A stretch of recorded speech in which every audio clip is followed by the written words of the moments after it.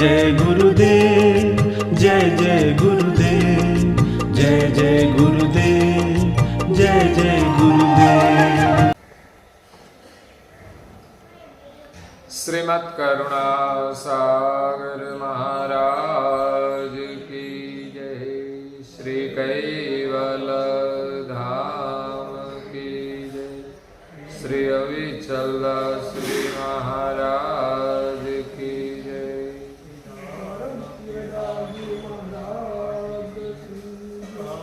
सत केवल साहिब, सत केवल साहिब, सत केवल साहिब। परम गुरु श्रीमद् करुणा सागर महाराज श्री रचित पंचम स्वसम वेद यानी पंचम सूक्ष्म वेद निजपति परम प्रभाव स्कंद है चौथा और चौपाई नंबर है 68।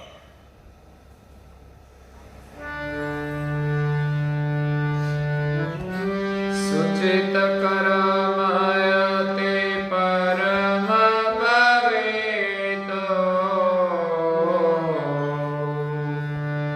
वर्ते जुगत में विगत सहितो अंतर जत मत किरति बिना जाने को सजन जनाए उजीना।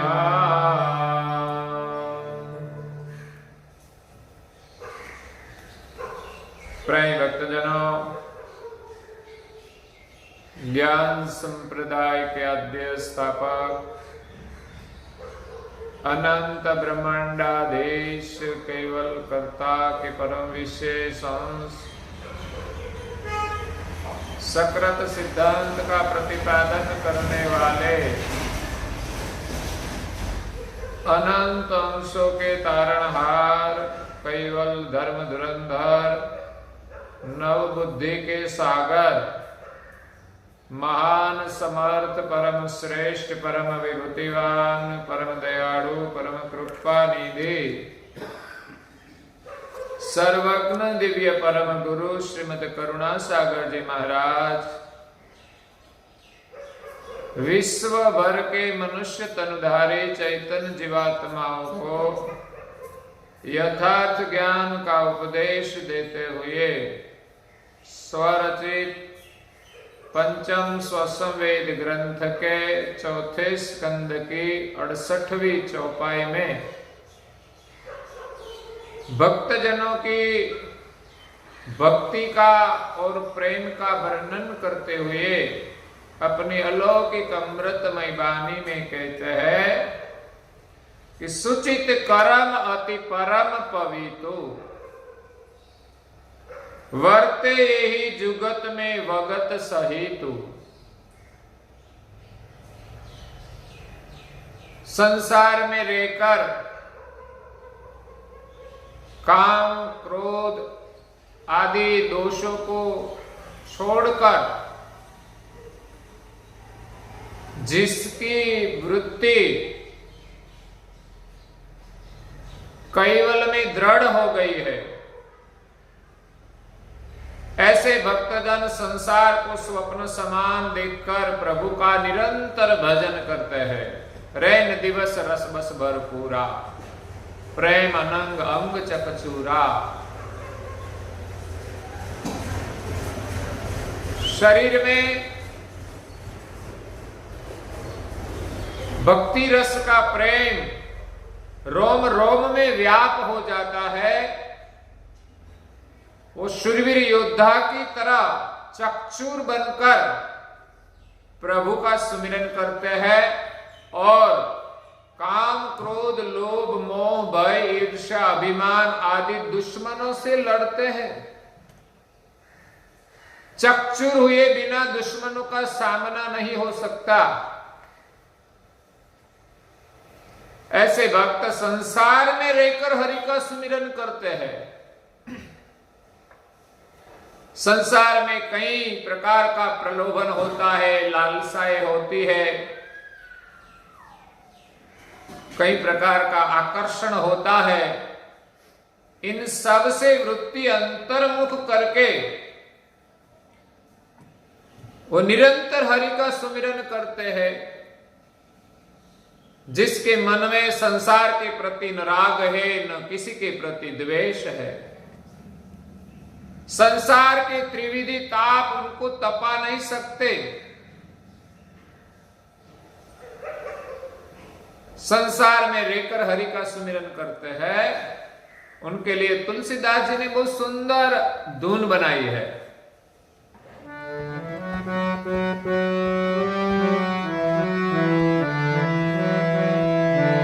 जय कैवल, जय जय कैवल,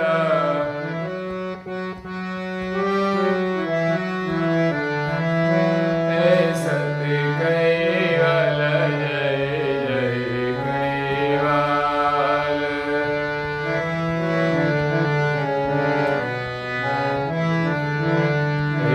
श्वास श्वास सत्य कैवल,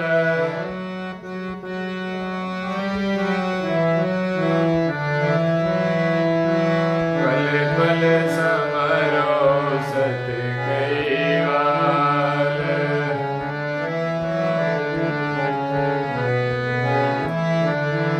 हे हरता फरता सत्य कैवल, हरता फरता सुता बेसता सत्य कैवल।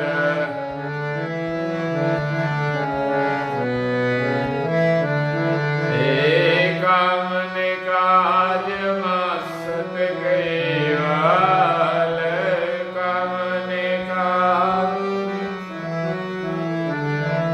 हे खाता पीता सत्य कैवल।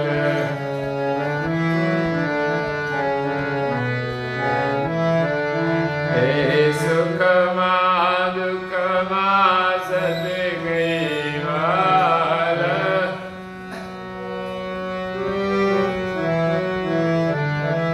हे संकट समय मा सत्य कैवल।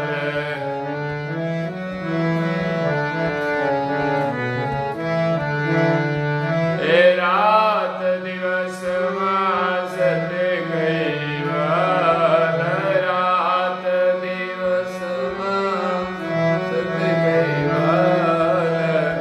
हे भावे भजवा सत्य कैवल।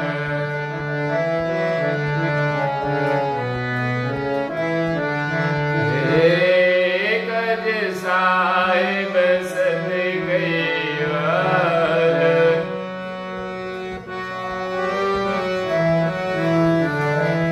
हे गज साहिब सत्य कैवल, हे गज साहिब,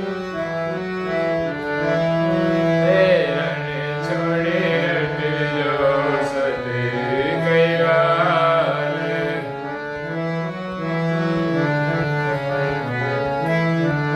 हे रण छोड़े हट जो सत्य कैवल।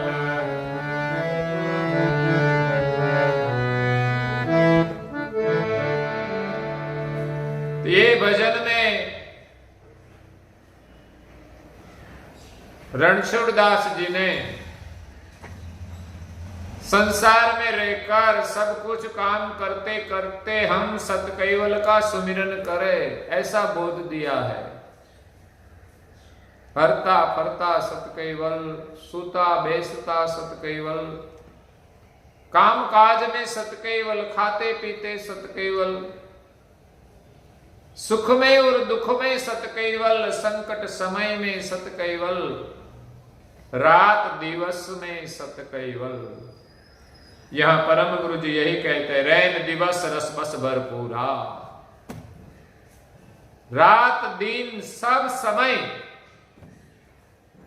वो प्रभु के सुमिरन में रस बस रहते हैं, सेवा में रस बस रहते हैं, ध्यान में मस्त रहते हैं, न किसी के प्रति राग न किसी के प्रति द्वेष। उनका सभी कर्म सभी क्रिया पवित्र होती है। वो कभी भी अपवित्र कार्य करते नहीं, अशुद्ध कार्य करते नहीं, झूठ कार्य करते नहीं। उनके सभी क्रिया पवित्र होती है। सुचित कर्म अति परम पवित्र, जो पवित्र कार्य है धर्म का,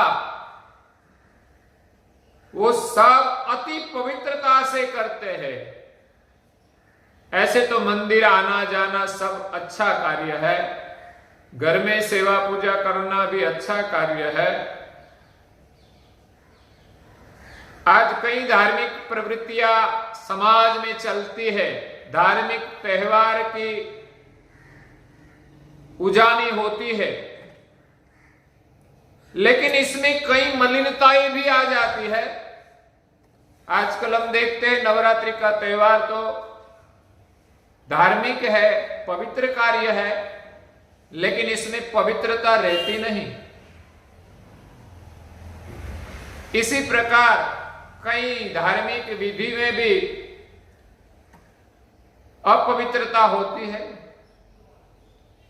तो यहां दिव्य परम गुरु जी कहते हैं कि जो जो पवित्र कार्य है वो अति परम पवित्रता पूर्वक ऐसे भक्तजन करते हैं जो संसार में रहकर रात दिन हरि का सुमिरन करते हैं, जिसके जीवन में हर्ष और शोक रहता नहीं, प्रभु भजन में चकचूर रहते हैं। उनको संसार के त्रिविधि के जो ताप है, आदि व्याधि और उपाधि, वो तपाते नहीं। आदि क्या है? इंद्रियों की जो आसक्ति है, उनके पीछे जीव तड़पता है, मुझे ये मिल जाए, मुझे वो मिल जाए। मिले तो हर्ष होता है, न मिले तो शोक होता है। तो यह है आदि व्याधि, शरीर में जो रोग होता है, इसी के कारण जीव को दुखी रहना पड़ता है। लेकिन प्रभु सुमिरन में मस्त हो जाए, उनको ज्यादातर व्याधि कम होती है, क्योंकि वो अशुद्ध और अपवित्र कार्य नहीं करते। संसार में लोग नहीं खाना भी खाते हैं और ज्यादातर रोगी बनते हैं। इंसान जितना भोगी बनेगा उतना ही रोगी बनेगा, चाहे वो रोग शरीर का हो, चाहे वो मन का हो, चाहे वो कोई आदत हो, वो भी एक प्रकार का रोग है। इसलिए शरीर के रोग से मनुष्य दुखी होता है। आदि व्याधि और तीसरी है उपाधि। संसार में रहते हैं, परिवार है, तो उपाधि तो रहेगी ही, लेकिन जो हरि का सुमिरन करते हैं वो अपनी उपाधि प्रभु के शरण में अर्पण कर देते हैं, प्रभु का हो जाते हैं। उनको परिवार की ज्यादा उपाधि नहीं रहती, जो जरूरियात है वो आसानी से पूर्ण हो जाती है। तो इसी प्रकार संसार में रहकर जो भक्ति करते हैं, काम क्रोध लोभ मोह को छोड़कर सदैव जल कमलवत संसार में रहते हैं, संसार व्यवहार की सभी क्रियाएं करते करते हरि का सुमिरन करते हैं, इस संसार को स्वप्न मानकर, संसार की कई क्रियाओं को बोझ मानकर इसमें ज्यादा वो आसक्ति नहीं रखते। स्वप्न समान जगत को मानकर संसार के प्रति सदैव उदासीन रहते हैं। और पवित्र कार्य अति पवित्रता से करते हैं, वर्ते ही जुगत में विगत सहित। इसी प्रकार युक्ति से भक्तजन पवित्रता पूर्वक संसार में वर्तमान करते हैं। पवित्रता के लिए हमारे शरीर की शुद्धि होनी चाहिए, हमारे मन की शुद्धि होनी चाहिए, हमारी वाणी की भी शुद्धि होनी चाहिए। मन, वचन और शरीर तो तीनों हमारा पवित्र होना चाहिए। न हमारे मन में कोई दोष हो, हमारा मन प्रभु के रंग में इतना रंग जाए कि मन में कोई दोष न हो, मन में कोई मलिनता न हो, मन में कोई आसक्ति न हो। मन ज्यादातर मिथ्या कल्पनाओं में भटकता ही रहता है।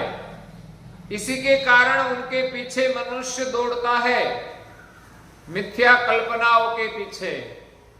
ये मन का दोष है। इसीलिए तो परम गुरु जी ने प्रभात पर एक में क्या कहा?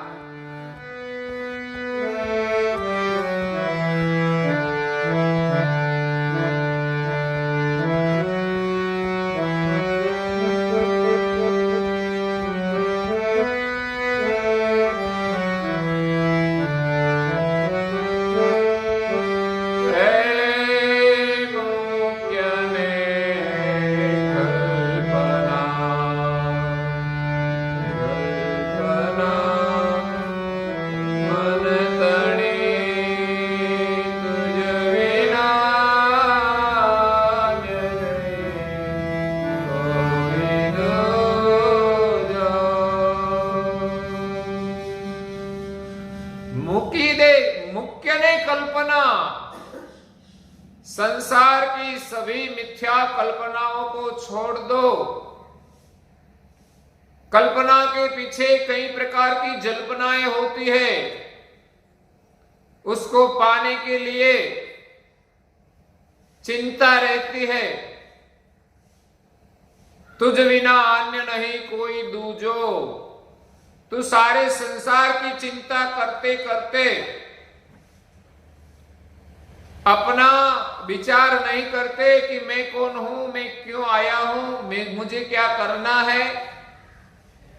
संसार की चीजों की प्राप्ति के लिए मिथ्या कल्पनाओं में जीवन गवा देते हैं, लेकिन वो कुछ सत्य नहीं है। तुझ बिना अन्य नहीं कोई दूजो। इस संसार में जो कोई सत्य है तो तू ही है। तेरे कारण ही सब कुछ हो रहा है। तू अपने को पहचान ले तो सब कुछ मिल जाएगा और सब कुछ पता चलेगा कि मुझे क्या क्या आवश्यकता है। शरीर है तो कुछ आवश्यकता है, लेकिन महापुरुष सभी कहते हैं कि मनुष्य को जितनी नितांत जरूर है उतनी आवश्यकताएं सहजता में पूर्ण हो जाती है। उनके लिए उनको कोई चिंता करनी नहीं पड़ती। मनुष्य तो बुद्धिमान है, लेकिन प्राणी, पशु, पंछी सब जीवन निर्वाह करते हैं, उनको कोई चिंता करनी नहीं पड़ती, क्योंकि जितना जरूरी है उतनी व्यवस्था तो परमेश्वर ने की है। लेकिन मनुष्य ने अपनी मन की कल्पनाओं के अनुसार जीना शुरू किया है। इसी के कारण उनकी जरूरियात कभी पूरी नहीं होगी, वो कभी सुखी नहीं होगा। जितना प्राणी, पशु, पंछी सुखी है उतना मनुष्य सुखी नहीं है। क्यों? कि मन की कल्पनाओं में वो दौड़ता ही रहता है। इसलिए इसमें कहीं भी पूर्ण विराम नहीं है। मन से हम पवित्र कर्म करें, मन से हम विचार करते हैं, हमारे विचार में भी मलिनता नहीं होनी चाहिए। मन से मनुष्य दूसरे का बुरा देखते हैं, सोचते हैं, मुख से तो अच्छा बोलते हैं उसके सामने, लेकिन मन में उनके प्रति अच्छे विचार नहीं, तो ये मन का दोष है। तो ऐसा मन प्रभु में नहीं लगेगा। दूसरों का धन का चिंतन करना वो मन का दोष है, मिथ्या कल्पना करना वो मन का दोष है, संसार सुखनी व्यर्थ की कामनाएं करना मन का दोष है। तो ये मन हमारा प्रभु में लग जाए तो सब दोषों से निवृत्ति मिल जाएगी। प्रभु के सुमिरन में हमारा मन पवित्र होना चाहिए। मन को पवित्र करने के लिए हम पूजन करते हैं, पाठ करते हैं, सुमिरन करते हैं और विशेषतः ध्यान करते हैं। ध्यान से हमारा मन संपूर्ण पवित्र होता है। मन के जो दोष है वो ध्यान में दिखाई देता है। लोग कहते हैं हम ध्यान में बैठते हैं लेकिन हमारा मन स्थिर नहीं होता, तो ये तो मन का दोष है। लेकिन हम ध्यान में बैठेंगे, मंत्र जप करेंगे तो अवश्य ही हमारा मन एक दिन मंत्र के साथ स्थिर हो जाएगा। मन हमारा बालक जैसा है, संचल है। घर में बालक होता है वो कभी स्थिर होकर बैठता नहीं, लेकिन बच्चे को एक खिलौना दिया जाए तो वो शांत होकर बैठेगा, खिलौना के साथ उनका मन लगेगा। इसी प्रकार हम मन को स्थिर करने के लिए छोटी छोटी धार्मिक प्रवृत्तियां करें, इसमें मन लगाए। जब मन हमारा बड़ा होगा, जैसे बालक बड़ा होता है तो अपने आप शांत हो जाता है, क्योंकि वो बड़ा हुआ, उनकी समझ बढ़ी, इसीलिए वो शांत हो गया। इसी प्रकार हमारा मन बड़ा होगा, मन की समझ बड़ी होगी, तब हमारा मन शांत हो जाएगा। महापुरुषों का मन शांत है, क्यों? कि उनकी समझ बड़ी है। मन हमारा समझ से शांत होता है। तो मन को शुद्ध करने के लिए हमें नियमित नियम पूर्वक मंत्र जप करना चाहिए। मन स्थिर रहे या न रहे, लेकिन हमारा जो नियम है, इस नियम के अनुसार हमें निरंतर ध्यान भजन करना चाहिए। तो मन के दोषों से हमें मुक्ति मिलेगी। दूसरी, हमारी वाणी पवित्र होनी चाहिए। वाणी का दोष है झूठ बोलना। हमें कभी झूठ नहीं बोलना चाहिए।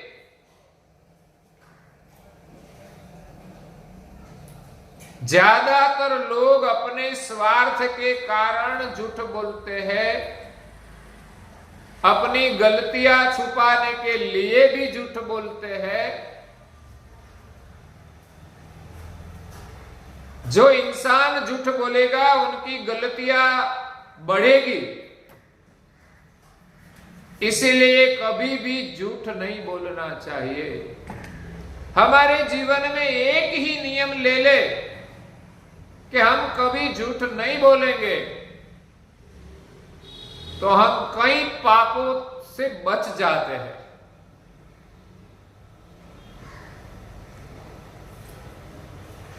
इसलिए झूठ नहीं बोलना चाहिए। झूठ ये वाणी का दोष है। दूसरा दोष है दूसरों की निंदा करना, चुगली करना। बिना जरूरी दूसरों की बातों करने से हमें क्या फायदा मिलेगा? हमारा मन प्रभु में नहीं लगता दूसरों की बातों करने से। जब जब हमें समय मिले हमारा मन प्रभु में लगना चाहिए। औरों की बातों से हमें कोई लेना देना नहीं है, लेकिन मनुष्य को जितनी जरूरी है इस बात तो करनी चाहिए, लेकिन बिन जरूरी बातों में अपने जीवन का जो विशेष समय है वो गवा देते हैं। इसीलिए तो एक भजन में कहा है,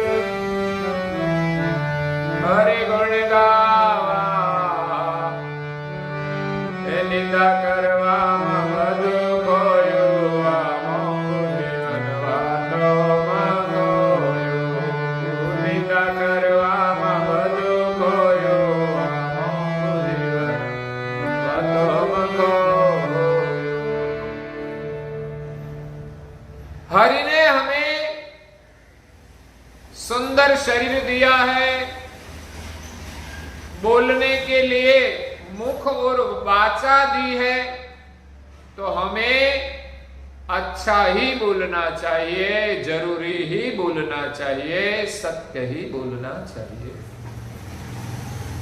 लेकिन बिन जरूरी बातों में हमें प्रभु सुमिरन का कीमती समय गवा तो दिया, लेकिन दूसरों की बातों करके हमें कर्म का बोझ बढ़ा दिया। बातों बातों में सब खोया, है महंगा जीवन बातों में खो दिया। मुख दिया था संसार की जरूरी बातें करने के लिए, बाकी का समय हरिगुण गाने में हमारे जिह्वा का उपयोग होना चाहिए।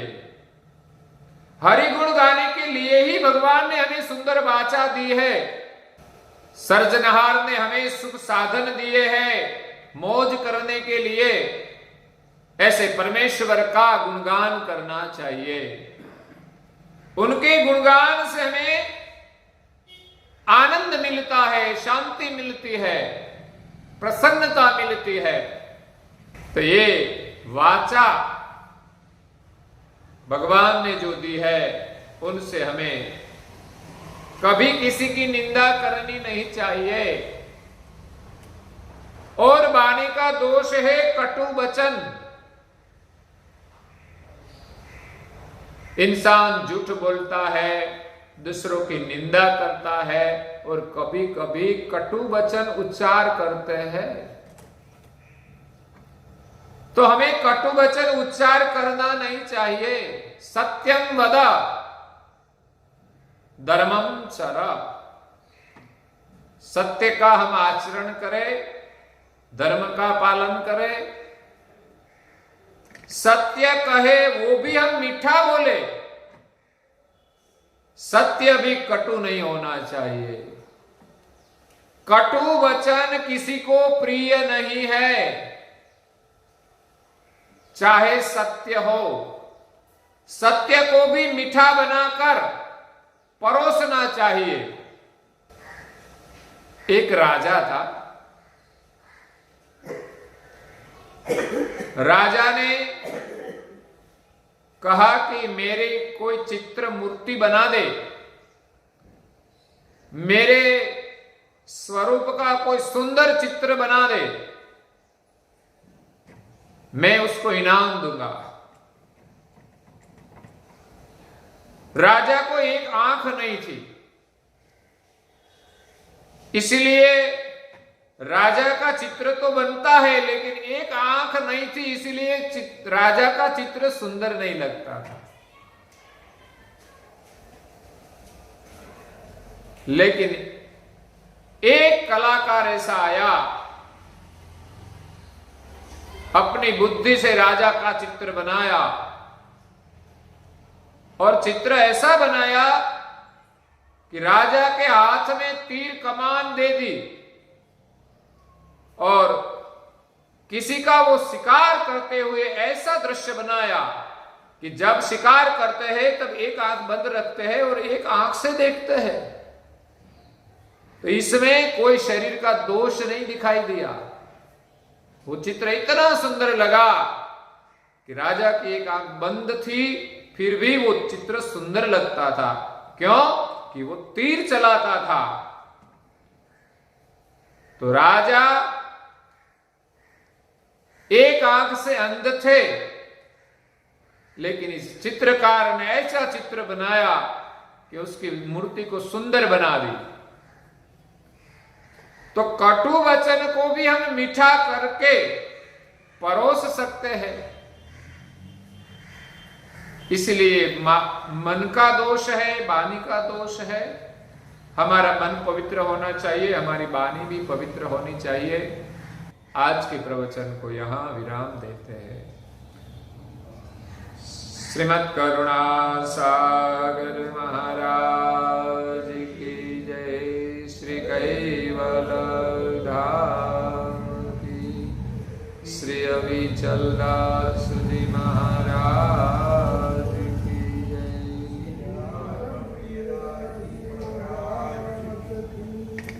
सत केवल साहेब, सत केवल साहेब, सत केवल साहेब।